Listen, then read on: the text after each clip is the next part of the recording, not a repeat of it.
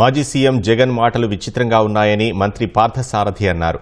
ప్రతిపక్ష హోదా అంశాన్ని వివాదం చేసి ప్రజల దృష్టి మళ్లించే ప్రయత్నం చేస్తున్నారని ధ్వజమెత్తారు. జగన్ ఒక్కరి కోసం 10 మందిని సభకు దూరం చేయడం ఏంటని ప్రశ్నించారు.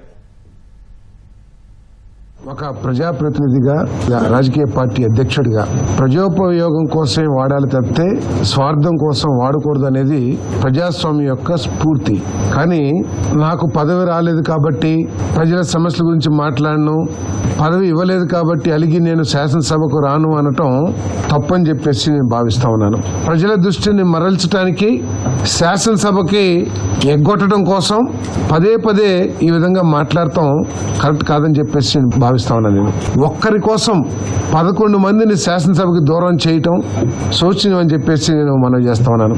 కేవలం ఎల్ఓపి వచ్చినంత మాత్రాన సమయం కేటాయించబడదని చెప్పేసి నేను మనవి చేస్తా ఉన్నాను. నేను బహుశా ఎల్ఓపి ఇవ్వటం మూలంగా జీతభత్యాలు పెరగొచ్చు, అదనంగా సహాయకులు పెరగొచ్చు తప్పితే వేరేది ఏముండదని చెప్పేసి మనవి చేస్తాను.